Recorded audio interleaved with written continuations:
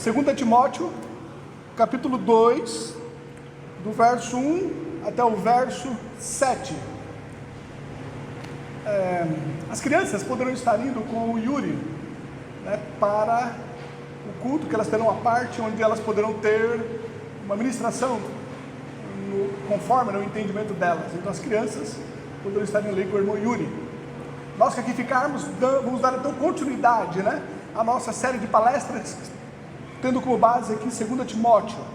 2 Timóteo, capítulo 2, do verso 1 ao verso 7, diz assim o texto sagrado: Tu, pois, meu filho, fortifica-te na graça que há em Cristo Jesus, e o que de mim, entre muitas testemunhas, ouviste, confia-o a homens fiéis, que sejam idôneos, para também ensinarem os outros. Tu, pois, sofre as aflições como bom soldado de Jesus Cristo. Ninguém que milita se embaraça com negócios desta vida, a fim de agradar aquele que o alistou para a guerra. E, se alguém também milita, não é coroado, se não militar legitimamente. O lavrador que trabalha deve ser o primeiro a gozar dos frutos. Considera o que digo, e o Senhor te dê entendimento em tudo. Senhor, mais uma vez, em tua bendita presença, eu suplico ao Pai querido a graça do teu Espírito Santo, para poder ministrar a tua palavra. Me auxilia através do teu Espírito, para que verdadeiramente eu seja um instrumento teu, um vaso de barro, para edificar a tua igreja. Mais uma vez eu clamo também para a tua igreja, que ela possa ter o discernimento espiritual, para reter no coração só o que vier da tua parte. Eu oro ao Senhor, em nome de Jesus, amém. Por assentar, irmãos. Nós vimos na semana passada, no contexto aqui anterior, o final do capítulo 1, onde Paulo, ele trouxe algumas questões pessoais em relação à condição que ele estava ali encarcerado em Roma. Então, ele fala aqui no verso 15, acerca de pessoas ali que o abandonaram, pessoas que o deixaram ali só. Ele menciona Figelo e Hermógenes, no capítulo 1, verso 15, no qual o deixaram ali, se apartaram dele e ele ficou realmente assim sozinho. Depois ele fala do verso 16 ao verso 18, acerca de Onesíforo, no qual, diferente então desses dois outros irmãos, ele foi atrás de Paulo, encontrou a ele, e Paulo então ora para que ele, juntamente com a sua família, fosse ali abençoado. É algo que Paulo ele colocou aqui de uma forma então particular. Dando continuidade, agora Paulo ele volta, né, a questões relacionadas a Timóteo, né, e exorta Timóteo, e agora ele passa a ministrar para Timóteo. No verso 1, então, ele diz, capítulo 2, né, o verso 1: Tu, pois, meu filho, fortifica-te na graça. Fortifica-te na graça. Nós sabemos que a graça é algo que nós recebemos sem nenhum mérito, é algo que nós alcançamos da parte de Deus sem nenhum esforço. Então surge aqui a pergunta: como que nós podemos ser fortalecidos em algo que não depende de nós?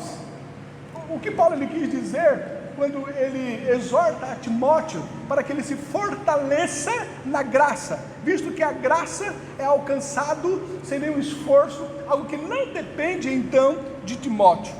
Eu entendo que o que Paulo ele quis dizer é que Timóteo ele renovasse a sua confiança em Deus, que Timóteo ele pudesse estar continuando crendo em Deus, que Timóteo viesse exercitar a sua fé, não obstante as dificuldades, não obstante as tribulações, não obstante qualquer perseguição que ele pudesse ter, que ele continuasse crendo, que ele continuasse confiando em Deus, que ele renovasse a sua fé no termos de estar olhando para Deus e confiando em Deus. Assim ele estaria fortalecendo a sua fé. Nós temos um exemplo disso em Romanos capítulo 4, do verso 17 ao verso 2, onde então Paulo ele fala acerca da fé de Abraão.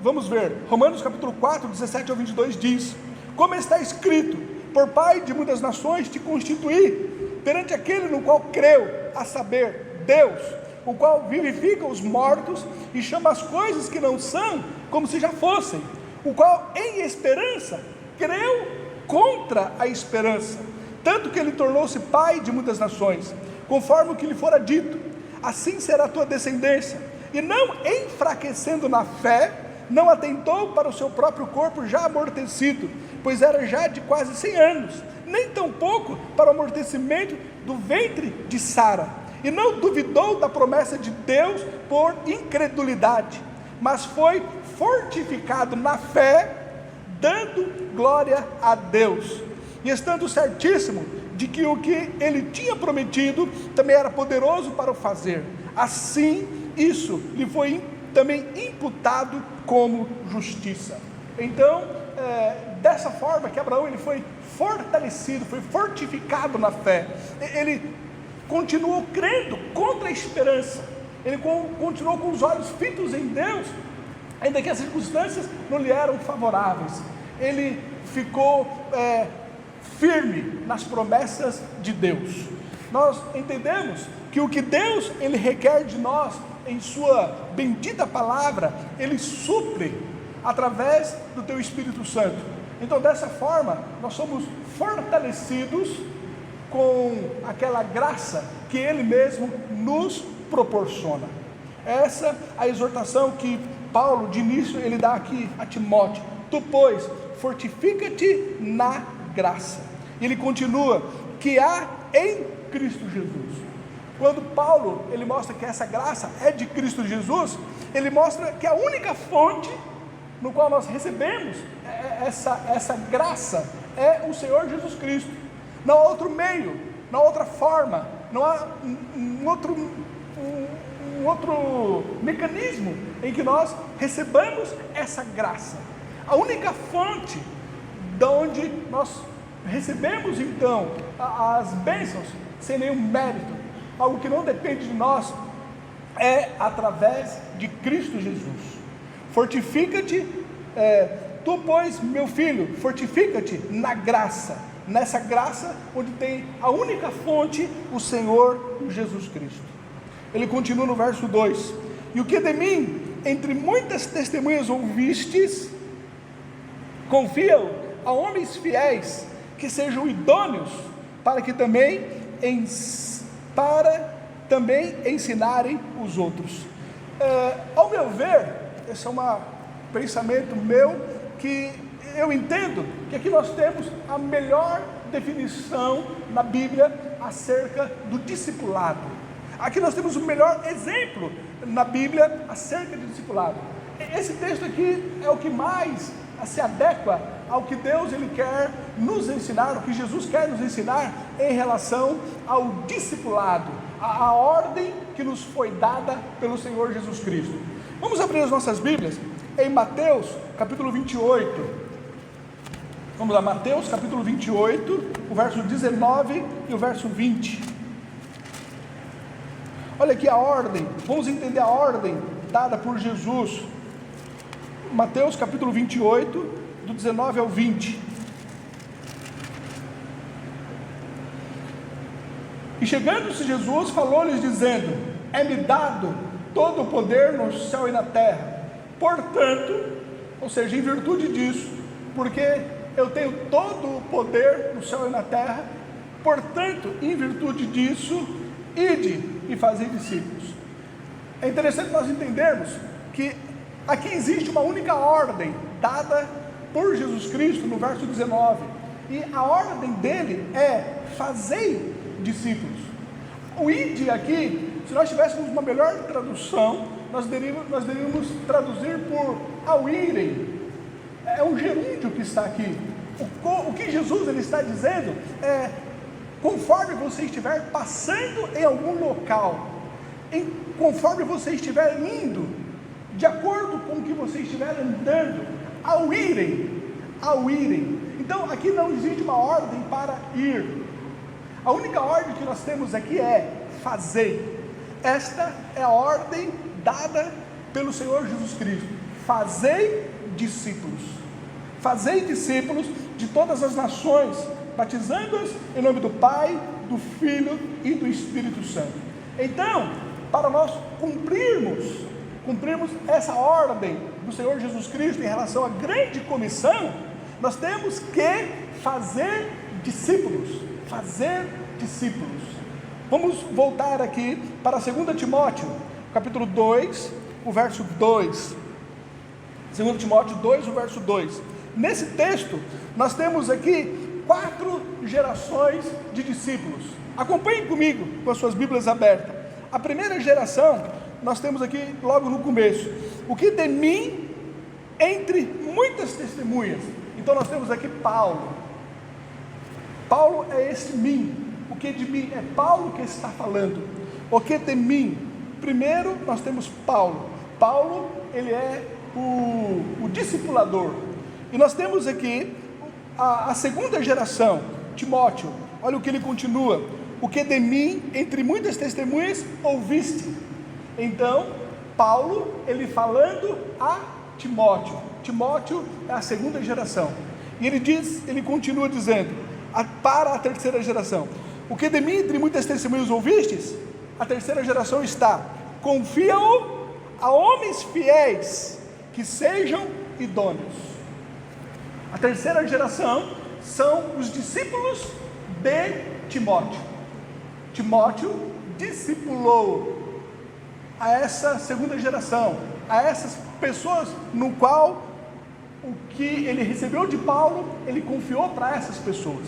Mas Paulo então discipulou a Timóteo, e Timóteo, por sua vez, fez discípulos. A quarta geração está aqui no final do verso 2. Ele diz: confiam a homens fiéis que sejam idôneos para também ensinarem os outros.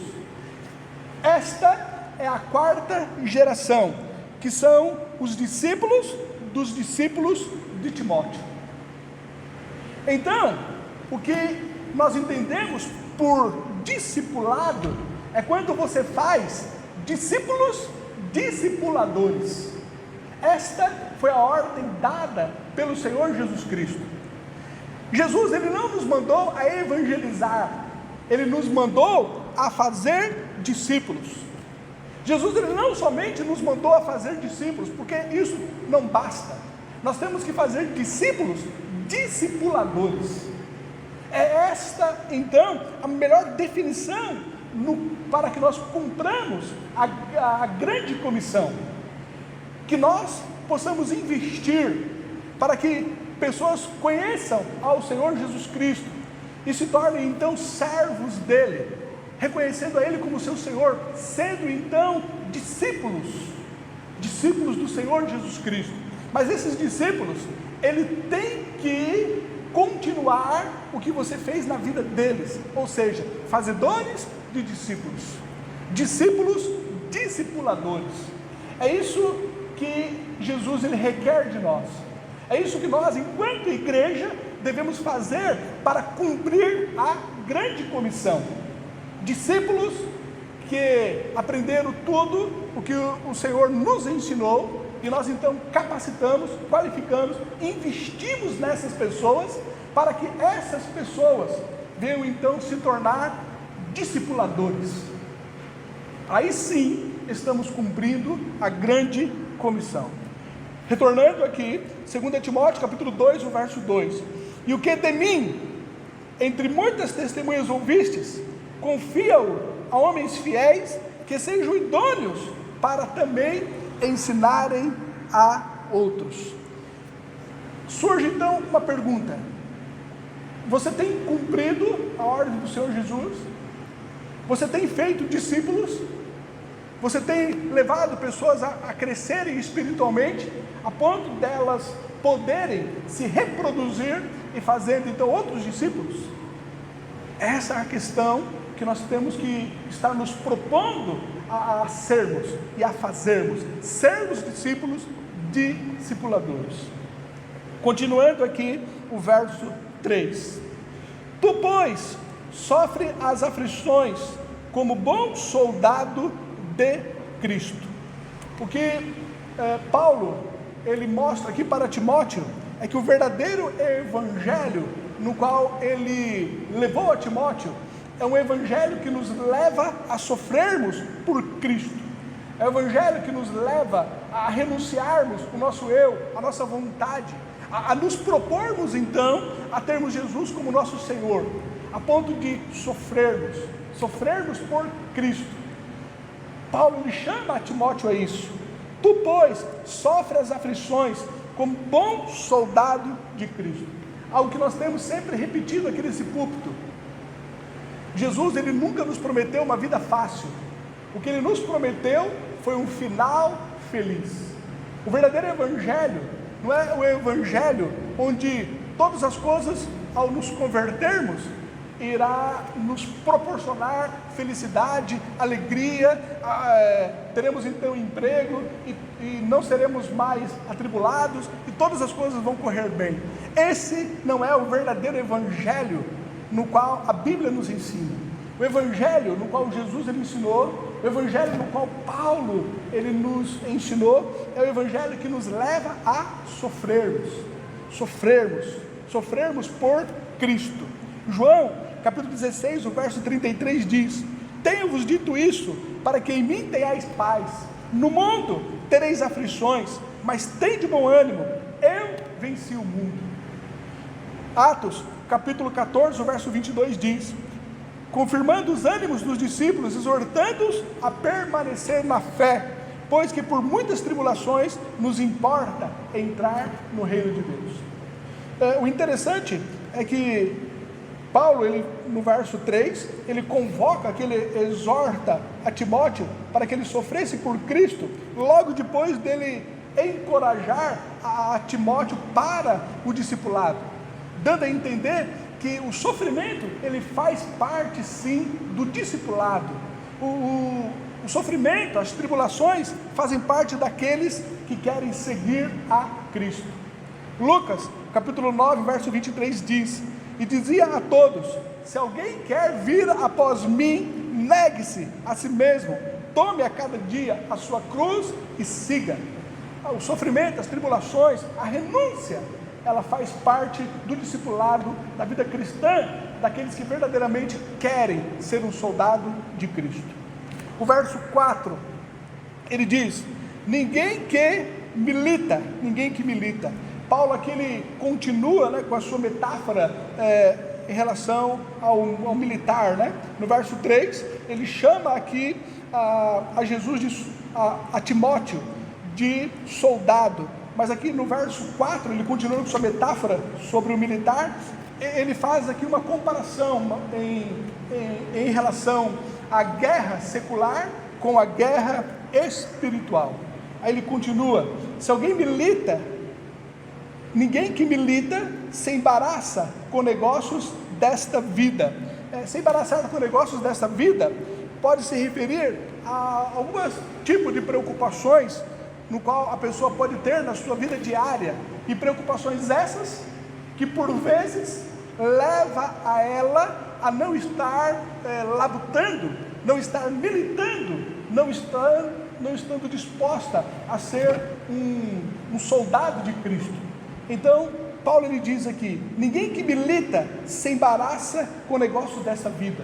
Ou seja, que qualquer preocupação na vida diária que te impeça de você cumprir o seu ministério, a sua vida enquanto cristão, de você militar por Cristo, de você se dedicar ao Evangelho, tudo isso deve ser tirado das nossas vidas. Nós temos que buscar realmente assim, uma proposta radical para que não deixe que qualquer preocupação diária nos impeça de estarmos vivendo a nossa vida cristã. Mateus capítulo 13, o verso 22, Jesus ele dá um exemplo quando ele conta a parábola do semeador. Mateus 13, o verso 22: E o que foi semeado entre espinhos é o que ouve a palavra, mas os cuidados deste mundo e a sedução das riquezas sufocam a palavra e ela fica infrutífera. Jesus, quando esteve na casa de Marta e Maria, também ali temos um exemplo de Marta, que ficou preocupado com os afazeres domésticos e perdeu a oportunidade de estar aos pés de Jesus. Lucas, capítulo 10, o verso 40 e o verso 42 diz: Marta, porém, andava distraída em muitos serviços, e aproximando-se, disse: Senhor, não se te dá de que minha irmã me deixe servir só? Dize-lhe que me ajude. E respondendo Jesus, disse-lhe: Marta, Marta, estás ansiosa e afadigada com muitas coisas, mas uma só é necessária, e Maria escolheu a boa parte, a qual não lhe será tirada. Nós temos que deixar que o nosso coração, ele realmente inunde com os prazeres da palavra de Deus, e fazer com que os prazeres do mundo seja cada vez mais diminuído de nosso coração. 1 João 2, do 15 ao 17 diz: Não ameis o mundo, e nem o que no mundo há. Se alguém ama o mundo, o amor do Pai não está nele, porque tudo que há no mundo, a concupiscência da carne, a concupiscência dos olhos e a soberba da vida, não é do Pai, mas do mundo. E o mundo passa, e a sua concupiscência, mas aquele que faz a vontade de Deus permanece para sempre. Esses são alguns exemplos de algumas coisas no qual nós devemos evitar, se queremos cumprir o nosso discipulado, se queremos militar por Cristo, se queremos realmente assim vivermos o verdadeiro evangelho. Verso 4: Ninguém que milita se embaraça com negócios desta vida. Ele continua: a fim de agradar aquele que o alistou para a guerra. Paulo, ele declara qual deve ser a nossa motivação para então militar por Cristo. Qual é a nossa motivação para ser um soldado de Cristo? O que nos motiva a verdadeiramente nos gastarmos e nos deixarmos ser gastados pelo Evangelho? O que é a motivação? A motivação não deve ser o medo, a motivação não deve ser o constrangimento, mas a motivação deve ser o desejo de agradar aquele que o alistou para a guerra. Fazemos isso por amor a Cristo, fazemos isto porque amamos ao nosso general, fazemos isso porque o nosso coração anela agradar a Cristo. Esse que é o sentido maior que nos faz sermos verdadeiros soldados, que nos faz querer militarmos, que coloque em nosso coração o desejo de servirmos a Ele. É porque queremos agradá-lo, queremos realmente obedecê-lo, porque em nossos corações amamos ao nosso Senhor. É o amor que nós temos por Ele que nos faz então obedecê-lo. João, capítulo 21, do verso 15 ao verso 17, Jesus, quando conversa então com Pedro, diz: E depois de terem jantado, disse Jesus a Simão Pedro: Simão, filho de Jonas, amas-me mais do que estes? E ele respondeu: Sim, Senhor, tu sabes que te amo. Disse-lhe: Apacenta os meus cordeiros. Tornou a dizer-lhe segunda vez: Simão, filho de Jonas, amas-me? Disse-lhe: Sim, Senhor, tu sabes que te amo. Disse-lhe: Apacenta as minhas ovelhas. Disse terceira vez: Simão, filho de Jonas, amas-me? Simão entristeceu-se por ter dito terceira vez: Amas-me? E disse-lhe: Senhor, tu sabes tudo, tu sabes que eu te amo. Jesus disse-lhe: Apacenta as minhas ovelhas. O que Jesus ele requer de nós é que nós o amemos, e por amarmos a Ele, vemos trabalhar para Ele, vemos apacentar as suas ovelhas, vemos servi-lo, vemos nos colocar à disposição dEle. Marcos, capítulo 13, o verso 9 diz: Mas olhai por vós mesmos, porque vos entregarão aos concílios e às sinagogas, e sereis açoitados, e sereis apresentados perante presidentes e reis, por amor de mim, para lhes servir de testemunho. Esse é o Evangelho que nos faz então padecermos, sermos atribulados, sofrermos, mas o fazemos por amor, por amor. É isso que Ele requer de nós sermos testemunhas dEle por amor a Ele. Então aqui no final do verso 4,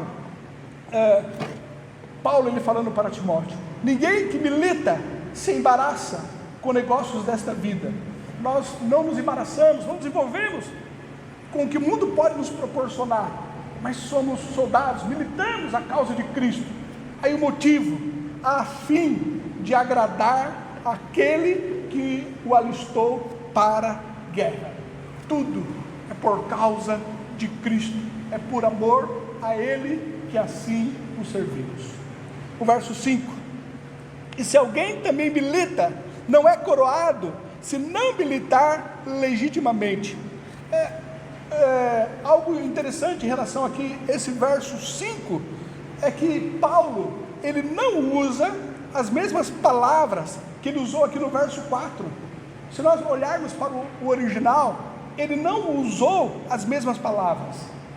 Uma melhor tradução que nós teríamos aqui no verso 5 seria o seguinte: e se alguém participa de alguma competição, não será coroado se não competir de acordo com as regras. Paulo, ele muda a metáfora do militar para o atletismo. O tradutor aqui achou por bem continuar com a metáfora do militar, mas só que não foi essa a palavra que Paulo usou. Paulo, ele mudou realmente aqui os termos, ele mudou as palavras. Ele faz agora a metáfora de um atleta que estaria em uma competição. Um termo semelhante que ele usou, nós vemos em 1 Coríntios, capítulo 9, o verso 24, onde diz: não sabeis vós que os que correm no estádio, todos na verdade correm, mas um só leva o prêmio? Correi de tal maneira que o alcanceis. Então esse é o sentido. Alguém que é um atleta, que está realmente correndo, que está investindo, que está se dedicando a favor para vencer ali uma prova, E no verso 5 ele continua: não será coroado se não competir de acordo com as regras. A palavra que Paulo ele usa aqui é a palavra nominus, que vem a ser segundo as leis. O que Paulo ele está dizendo então aqui no verso 5 seria assim: se alguém participar de uma competição, não será coroado se não competir de acordo com as regras.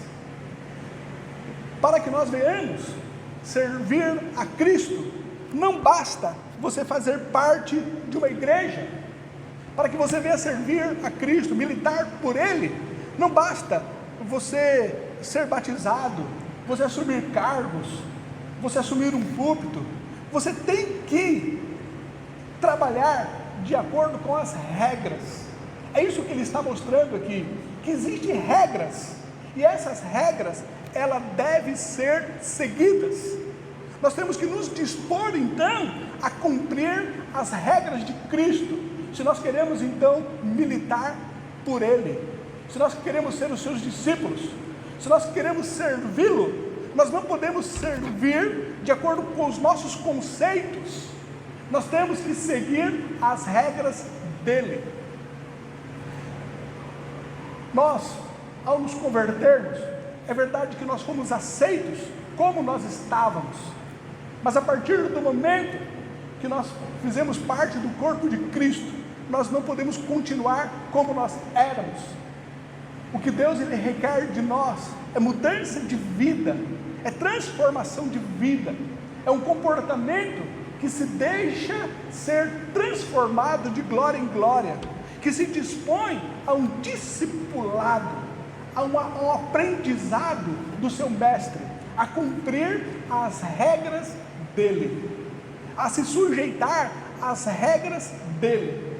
Então eu quero que nós entendamos: para servir a Jesus existem regras, existem mandamentos, e nós temos então que nos submeter às ordens dele, nos submeter ao senhorio dele, se assim queremos ser seus soldados, seus discípulos.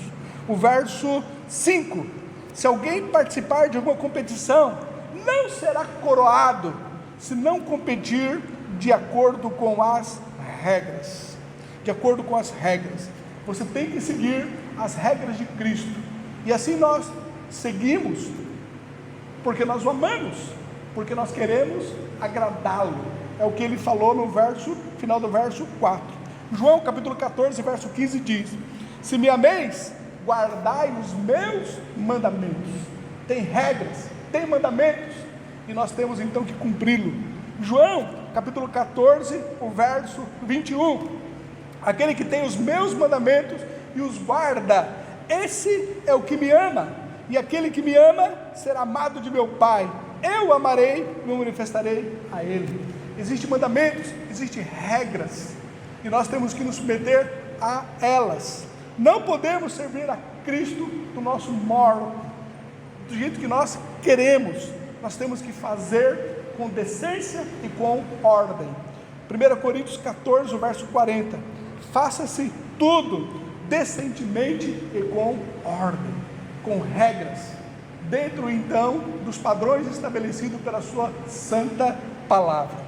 O verso 6: o lavrador que trabalha deve ser o primeiro a gozar dos frutos. Eu também aqui gostaria de sugerir uma tradução aqui alternativa. Eu entendo que o que Paulo ele estava querendo dizer, na verdade seria o seguinte: o verso 6 poderia ser traduzido dessa forma: é necessário que os trabalhadores, antes de tudo, trabalhem e então desfrutem dos frutos. O sentido seria que para que um lavrador ele venha comer dos frutos, ele venha usufruir dos frutos, antes de tudo, ele teria que trabalhar. O sentido que eu entendo que Paulo estava querendo dizer aqui no verso 6, é que nós precisamos labutar, nós precisamos nos esforçar, nós precisamos de pagar o preço, para então usufruir dos frutos. E os frutos, no qual Paulo está aqui se referindo, vem a ser a santidade. Então, para que nós venhamos nos santificar, nós temos que pagar um preço, nós temos que nos dispormos a estarmos nos deixando ser lapidados. Essa forma de nós vermos aqui o verso 6, ele coaduna melhor com o seu contexto, onde mostra que o soldado, para que ele seja coroado, ele tem então que cumprir as regras, ele tem que competir de uma forma legítima. E é esse então o sentido que Paulo fala agora no verso 6, que para que o lavrador ele venha comer dos frutos, antes de tudo ele tem que trabalhar, ele tem que pagar o preço, ele tem então que labutar. E esse fruto, no qual ele se refere no verso 6, seria então a santidade. Gálatas capítulo 6, o verso 8 diz: porque o que semeia na sua carne, da carne ceifará a corrupção, mas o que semeia no Espírito, do Espírito ceifará a vida eterna.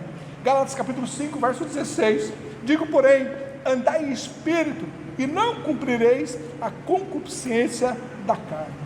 Que nós venhamos entender a necessidade de consagração, e a consagração exige esforço, exige que nós labutemos, exige que nós venhamos pagar um preço, exige que nós passemos pelas provações, e ao sermos então aprovados, nós somos então santificados.